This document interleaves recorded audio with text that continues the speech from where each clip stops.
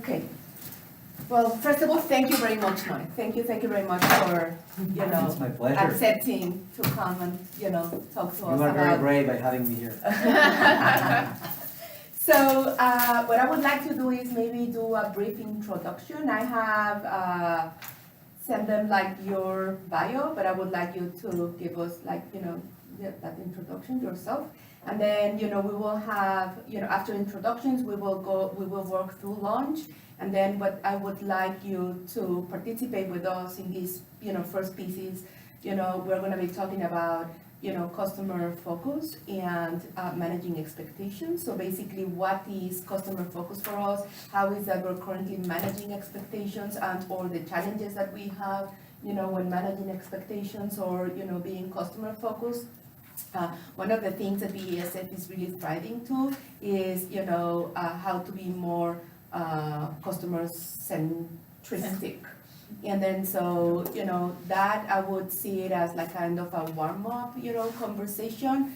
And then after that, we will do that through lunch. And then after that, you and me already talk about you talking to us about what is, customer focus for yourself and how is that you manage expectations as well with customers. And then, the idea for us is after that, we are going to, regroup and debrief and kind of, talk about what are like our aha moments, and also how is that we can, or what is that we have learned, and, a couple of maybe actions that we can commit on to be, to apply those learnings, throughout 2019.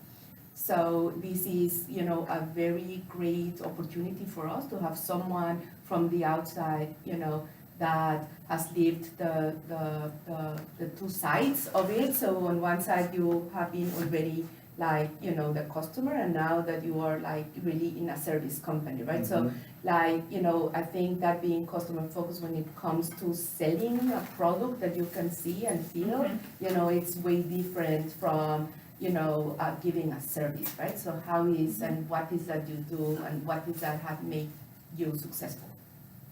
Well, thank you. Thank you again. So the floor is yours. Do you want me to start then Yeah, by yeah. introducing myself? Yeah. So I think I'm gonna do that throughout the conversation. I can start though with my personal introduction, and I have a few stories to share. So my name is Noé Science. I have a longer last name, but I've changed it recently. I can explain why in the next few minutes or so. I have a wife. She's an architect. We have been married for 20 years, and we have 2 children. My son is almost 20. He's 19 now, starting college. He is the artist of the family. And my daughter is 16, and she is the athletic, and I think she's kind of like me, more of a structured project management type person, so we get along really well. We do. She keeps me in line too. And so that's me in a nutshell, my family, I guess. I am from Mexico. I've been here for almost 17 years, so I'm Mexican American now, I guess. And so I am passionate about building bridges between our 2 countries. I really am. And I think I've done a couple of things that are in my control to help with that. And I'll explain what I mean by that. I've been in the engineering and construction industry all of my career.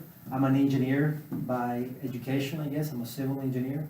I have a project management certification and studies, MBA, things like that, that have helped me understand a few other things. But my focus has honestly been more on working with people. What we all do is we work with people, and even though you guys sell technologies and things like that, especially you, manage and influence people. And that's what I've discovered that I am probably best at. So I've focused on that, and so because of that, let me back up a little. I started as an engineer, construction person, and then very soon, like in my fifth year of my career, I was asked to be a project manager, managing people 3 times my age, and that was the hardest thing. But I learned so much. But I learned how to manage them without ever telling them that I was doing that. I needed to be very careful. And then I was asked to go into sales, and I was really, how can I say this?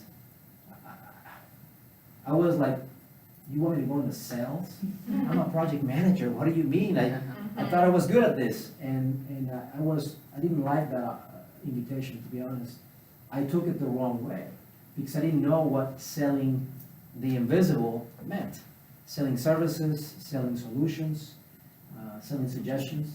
And so, after, when I went into sales, which in our industry is called business development, which is really different, not just names, it's really different. I really enjoyed it, so I stayed in business development. I think we are all in business development and sales in some capacity. So that's what I do now. But my role today is mainly focused on opening new markets for my company, right? Which is a different way of managing not only customers, but also all of your stakeholders, internally, externally, etc. So that's me personally, me professionally. I'm a friend of Rocio. I am not here as a consultant. I'm Full here, disclosure. yes, I'm here to share with you a few stories and to learn from you. I really, really look forward to learning from you. So please, if you have any thoughts or comments, I'm looking forward to those. Thank you, Noe, and welcome. Thank you. I'm gonna let each of you to, introduce yourself to Noe. So maybe, your name, of course, and, your, and what do you do in the organization? Okay. Kate Muller. And I'm like, Kate, Yeah. you start. Okay. So this is all the Gulf West team, but I represent the west of the Gulf. Okay. So I'm a virtual team member, and I support the 6 western states within our structure, virtually sitting in California, in San Diego. In addition to that, I actually support virtually. I'm sorry, you Okay. sit in California? I do. Okay. Yep. And I travel quite a bit to our North American headquarters, which is in New Jersey, because I have 3 business units that I support in our world as the point of contact. So our team, I don't know if should I explain? Yeah. So our team is built or set up regionally, as well as so it's all regional, 4 regions. And then how it's decided which business you're supporting is by the highest level, where the highest level leader in North America sits. You have what you call a business, that's kind of a watered down version, right? You have a business point of contact in the terms of, you could have an organization spread across North America, so you could have up to 6, 7 different people touching your organization, just the way our team is regionally spread. And from a customer service standpoint, we've set it up as you have a point of contact. So everybody in this room has a point of contact with the highest level leader of the organization, so they have a one-to-one relationship. And then our team, as a point of contact, we will share the information across the different regional teams. Okay. So that's how we're set up, right? Yeah. So I have a West Coast region, so I am on I have a number of business units represented out there, so I'm on a number of point of contact, or communities, we should say. But then I am personally the point of contact for 3 regions that are headquartered out of New Jersey. Okay. So I get around. Family, Kate? I do have a family. They're all in Michigan. Oh, wow. Mhm. Okay. Very cool. You come here often? Not as often as we'd like. No, I've been a couple times a year. We do focus mainly on doing things virtually. Gotcha. So for example, Karen and I worked an entire project, start to finish, completely virtually. So we really have a big emphasis on that. And then most of my travels are actually to New Jersey to support the business units headquartered Gotcha. out there. Okay. Thank you, Kate. Thank you. My name is Aurora Gurre, and I've been working with the team for about a year and a half now. I started working as a contractor, supporting multiple departments, well, not departments, but different things in HR. And most recently, I was hired on to come work for the CTST team. Very excited to be part of the team. Prior to this, I have about 10 plus years of experience in oil and gas, HR, and retail, different industries. Very glad to be part of the team. A lot of the support that I have here in Houston is working with Karen for FTN, which is engineering and maintenance. And then I'm also going to be the business point of contact for procurement in New Jersey, so I'll be traveling for that over there as well. All right. And I have 2 boys, 5 and 7. I'm very busy. Yes. Thank you. Thank you, Laura. Hi, I'm Jen Moore. I sit here in the Houston office. The 3 of us together, we sit here. Aurora as well sits here. Kate, of course, is in San Diego, so we miss her quite a bit while she's soaking up the sun. I am Yes. the BU point of contact for our petrochemicals group, which mostly sits here. We do have locations in Port Arthur, Freeport, so myself and Karen, again, we partner very closely to really execute the strategy that I work on with our strategic HR business advisor. So like Kate said, each of us has very similar responsibilities, but I do live local here, which is nice too. It's about a 15-minute commute to the office here with my boyfriend. And everybody else, my family and everyone's in New Jersey. In New Jersey. Yep. And I'm sorry, your full name again? Jen Moore. Moore. Thank you, Jen. And I'm Karen Beatty, B-A-T-T. So my official home base is Freeport, is where I work out of, but I kind of split my time between the Freeport and Houston office. And I support the Freeport site, which is what we call a verbund site, so meaning the raw materials are the waste from one plant feeds another plant, and it's, it's all integrated, so, one plant might be a steam user, one might be a steam producer, so, they're, integrated between the different business units too, to produce. And then I've got, I support our engineering and currently maintenance group that will soon be, as of the first of the year, the engineering and technical expertise teams, because the maintenance group is gonna roll back into the business groups. So I've got one senior vice president that I support here in Houston and one in Freeport. And what else do I have that I'm not? So on the engineering side, I'm the point of contact and I've got my community out there. In Freeport, I'm the point of contact, but I'm kind of the recipient on that one. So CP's got a presence, the petrochemicals group has a presence in Freeport, so I'm kind of on the receiving end of making sure that I execute what Jen needs done in Freeport. So it's kind of a different type of role a little bit, because you're trying to coordinate the site as well as satisfy the needs of all the different business groups. So that's, what did I forget to tell him? Your kids. Oh, yeah, so I've got 3 daughters. One's graduated from Texas A&M, 2 are there now, ages 19 to almost 26. So. Very good, thank you. And you know me, I right? think I do. No, I do. So I already told you, so this is my team, and I am responsible for the Gulf and West Coast team. And you're missing one team member. And we're missing one team member. So Jeremy actually got here the day before yesterday, but then she got like a, sinus infection, and she needed to go back, and unfortunately, she's not going to be able to be here with us today. So she sits in Geismar, Louisiana, in another verbund site. So we have 2 verbund sites here in North America, the integrated, facilities. I don't know if you know Freeport, maybe yes? I do actually. Okay. I haven't been there that often, but I'm familiar with it. Okay, and so again, unfortunately, she's not here. I wanna say that the only thing that, that it's maybe worth it to let you know is that even though this is my team, in this matrix organization, you almost report to more, at least 2 managers at the same time. And then, the same thing happens across the organization. So you have people within one organization that reports to the region, like to North America, but at the same time, they report to someone globally. So for example, Kate, has this, a business unit that acts with these 2 different hats. So a piece of that organization is regional, and then another piece of the same organization is global. So, so that's, kind of brings the complexity, and also, of course, Yes.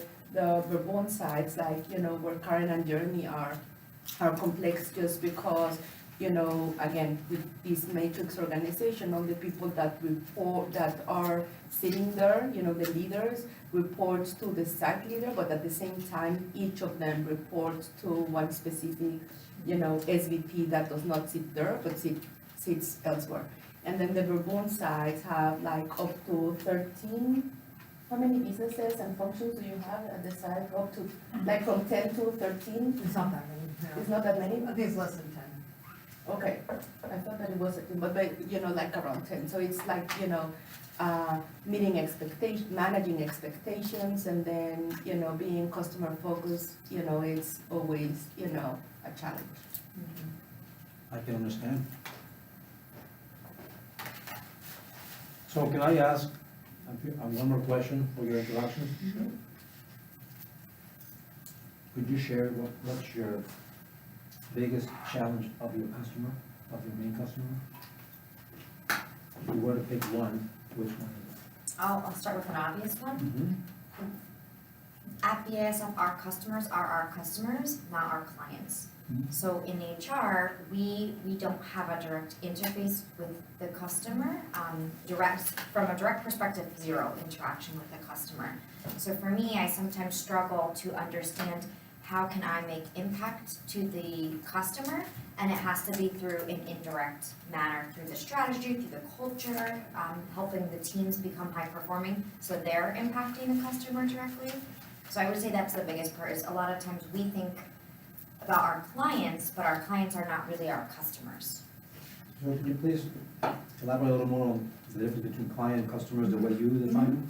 So for our team, we, like Rocio said, we are trying to meet and exceed the expectations of the businesses that we support, and those businesses would be our clients. So those are the stakeholders that the business we do in HR, working with them, facilitating, executing, and assisting with the strategy, is impacting them, the client, Kind of the internal customer. our internal. That's what you call clients?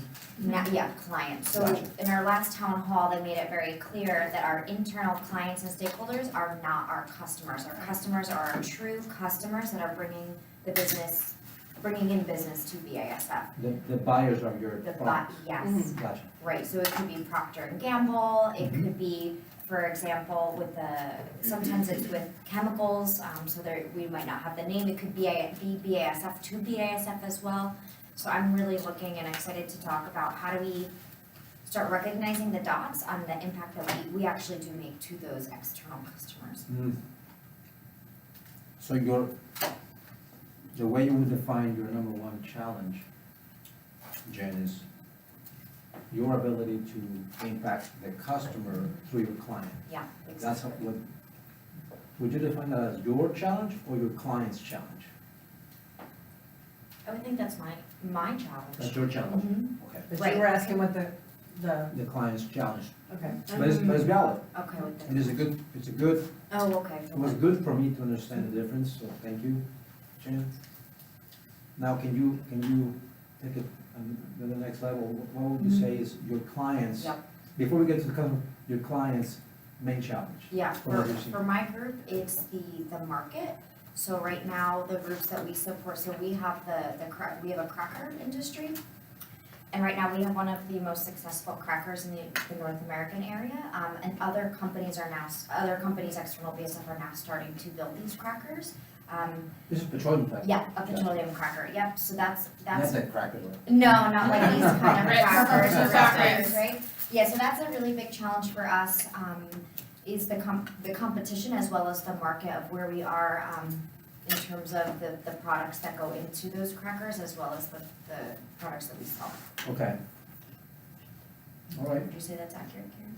What would you say another challenge of your clients is from your, Probably keeping fixed costs down.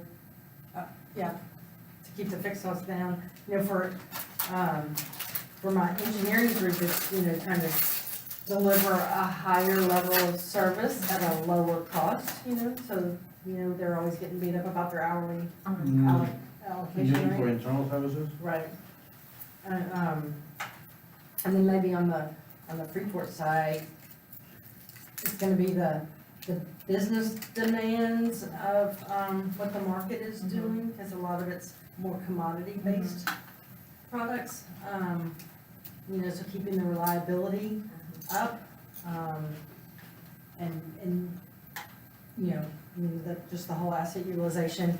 And then at a Freeport, trying to maintain some semblance of, continuity across the site. That we don't have one end of the site with all these different plants, giving away, vacation days or whatever, and then another end of the plant Oh, I see. not allowing vacation, or, whatever. Just, trying to keep some continuity there, that they're not having big differences in how they manage. And that would be when they're trying to reduce cost and things like that, you help them make sure that whatever they implement, it's consistent across. So that's not necessarily my role now, that's just a challenge of Gotcha. the being present at that site, so, my role's more focused just on the talent piece of that. and developing Okay. it.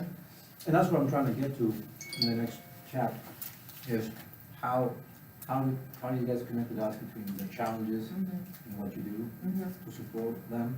So what you do Okay. has an impact Right. on their business.